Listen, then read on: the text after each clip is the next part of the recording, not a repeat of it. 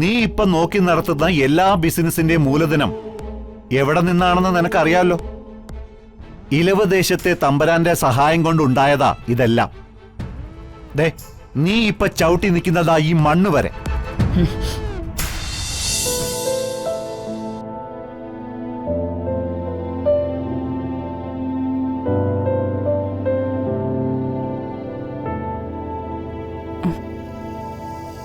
അമ്മേ, അടുത്ത ആഴ്ചയാ തമ്പുരാന്റെയും തമ്പുരാട്ടിയുടെയും 1-ാം ചരമവാർഷികം. ആദ്യത്തെ ബലിയല്ലേ, അത് ചെയ്യണ്ടേ അമ്മ? അവർക്ക് നമ്മൾ അത്രയെങ്കിലും ചെയ്തില്ലെങ്കിൽ അവരുടെ ആത്മാവ് നമ്മളെ ശപിക്കും.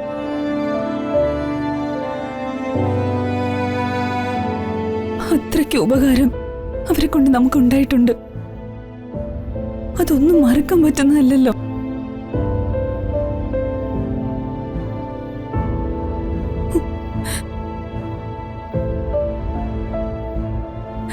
മഹിയും കൂട്ടി എവിടെയെങ്കിലും പോയി കർമ്മം ചെയ്യാം.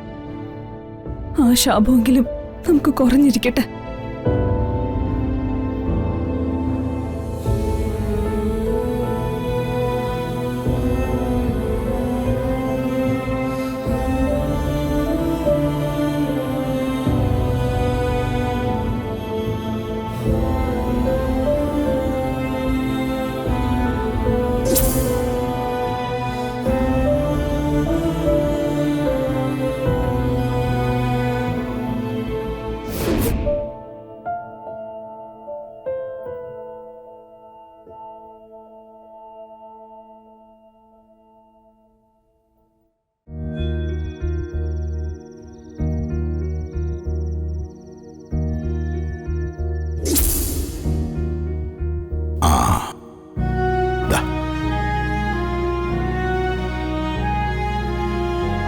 വാങ്ങിക്കൊള്ളുക. തുറന്നു നോക്കിക്കൊള്ളൂ.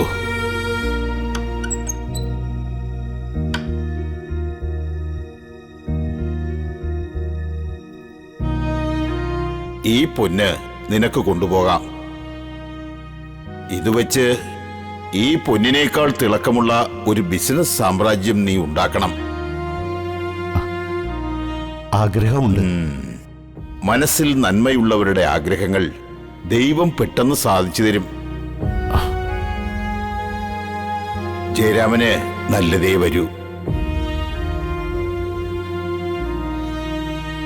ജീവിതത്തിൽ വിജയങ്ങളെ ഉണ്ടാകൂ. ഇതെന്റെ അനുഗ്രഹമാണെന്ന് കൂട്ടിക്കൊള്ളുക. എന്നെങ്കിലും ഒരിക്കലും ഞാനിത് തിരിച്ചു തരും എന്നല്ലേ? തിരിച്ചു കിട്ടാനായി ഞാൻ ആർക്കും ഒന്നും കൊടുക്കാറില്ല. എനിക്ക് ഞാൻ പറഞ്ഞതുപോലെ മനസ്സിൽ നന്മയുണ്ടെന്ന് കരുതുന്നവരെ എല്ലാം കൊടുത്ത് സഹായിക്കാനാണ് ഇഷ്ടം. ജയരാമൻ ചെല്ലുക.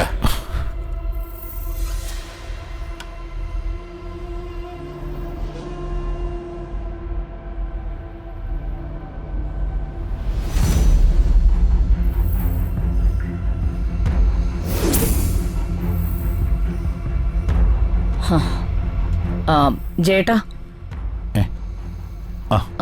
മറ്റന്നാള് നമ്മുടെ ബിസിനസ് മീറ്റിംഗ് ആണ്. ഓഫീസിൽ വെച്ചാ. എല്ലാ സ്റ്റാഫുകളും കാണും. ഞാൻ കാണില്ല. ജയേട്ടനൊന്ന് ഓഫീസ് വരെ പോണം. അത് പിന്നെ മറ്റന്നാള് പറ്റില്ല. നാളെ മറ്റന്നാളോ കഴിഞ്ഞ് മീറ്റിംഗ് അറേഞ്ച് ചെയ്യും. മറ്റന്നാൾ ഞാൻ ഫിക്സ് ചെയ്ത് കഴിഞ്ഞതാ. എങ്കിൽ നീ പൊയ്ക്കോ. എന്നോട് ചോദിക്കാതെ ഫിക്സ് ചെയ്തിട്ട് എന്നോട് പോകാൻ പറഞ്ഞ. മറ്റന്നാളുള്ള ജയേട്ടന്റെ പരിപാടി ഒന്നും മാറ്റിവെച്ചൂടെ? അങ്ങനെ മാറ്റി വെക്കാൻ പറ്റില്ല.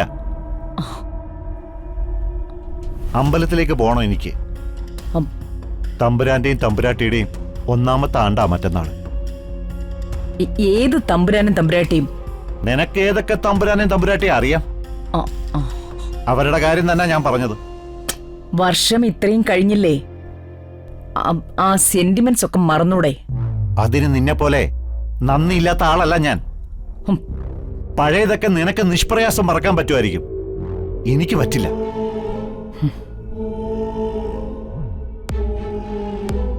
നീ ഇപ്പൊ നോക്കി നടത്തുന്ന എല്ലാ ബിസിനസിന്റെ മൂലധനം എവിടെ നിന്നാണെന്ന് നിനക്കറിയാലോ. ഇലവ് ദേശത്തെ തമ്പുരാന്റെ സഹായം കൊണ്ടുണ്ടായതാ ഇതെല്ലാം. ദേ, നീ ഇപ്പൊ ചവിട്ടി നിൽക്കുന്നതാ ഈ മണ്ണ് വരെ.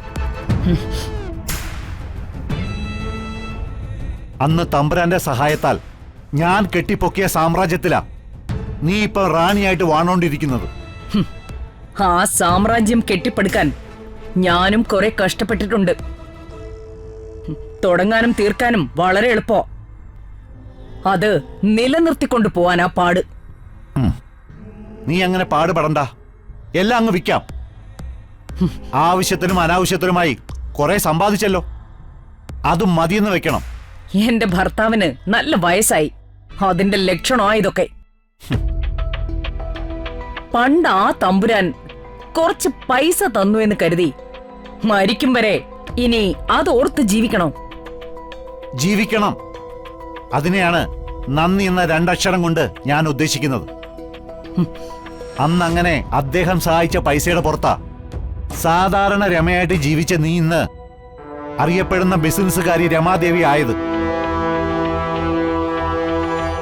വല്ലപ്പോഴൊക്കെ ഒന്ന് പുറകോട്ട് തിരിഞ്ഞു നോക്കണം. പഴയ രമയെ നിനക്ക് അവിടെ കാണാം. ഈ ആർഭാടങ്ങളും അഹങ്കാരങ്ങളും ഒന്നുമില്ലാത്ത ഒരു പഴയ രമേ. അതിന്റെ ആവശ്യം എനിക്കില്ല.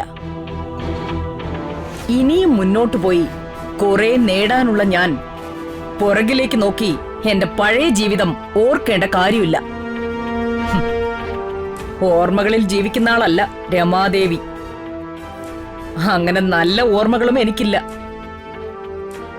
നല്ല ഓർമ്മകൾ ഭർത്താവിൽ നിന്ന് പോലും കിട്ടാത്ത ഭാര്യയാ ഞാൻ. അതുകൊണ്ട് തന്നെ പുറകിലേക്ക് നോക്കേണ്ട കാര്യവുമില്ല. നിങ്ങള് ആ പഴയ കാലത്ത് തന്നെ ജീവിക്ക്. എല്ലാവരെയും അതിനെ നിർബന്ധിക്കരുത്.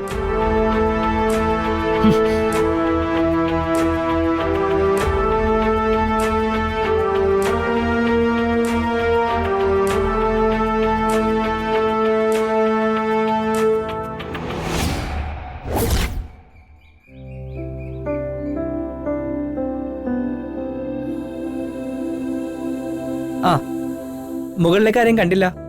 ചന്ദ്രാമ്മ ഇവിടെ ഇല്ലേ? ചന്ദ്രാമ്മയും അമ്മയും കൂടി അമ്പലത്തിൽ പോയിരിക്കോ. ഞാൻ മുകളിലേക്ക് വരാൻ തുടങ്ങുമായിരുന്നു. എടോ, ഞാൻ തന്നോടൊരു കാര്യം പറയട്ടെ. കുറച്ച് ദിവസം കഴിഞ്ഞ തമ്പുരാന്റെയും തമ്പുരാട്ടിയുടെയും ആണ്ടുബലിയാ. എവിടെയെങ്കിലും പോയി ആ കർമ്മം ഒന്ന് ചെയ്യണമെന്നുണ്ട് എനിക്ക്. അതെന്താ, നമുക്ക് ചെയ്യാലോ. താൻ ഡേറ്റ് പറഞ്ഞാൽ മതി. മറ്റൊന്നും കൊണ്ടല്ല, മരിച്ചു കഴിഞ്ഞതിന് ശേഷം അവരുടെ ആത്മാവിന് മോക്ഷം കിട്ടിയോ ഇല്ലെന്ന് അറിയില്ല. കർമ്മം മുടങ്ങി ഇനി അതിന്റെ പേരിൽ മോക്ഷം കിട്ടാതിരിക്കണ്ട. എടോ, നമുക്ക് ഇവിടെ എവിടെയെങ്കിലും പോയി ബലിയിടാം. അതിനുള്ള ഏർപ്പാടുകളും ഞാൻ ചെയ്തോളാം.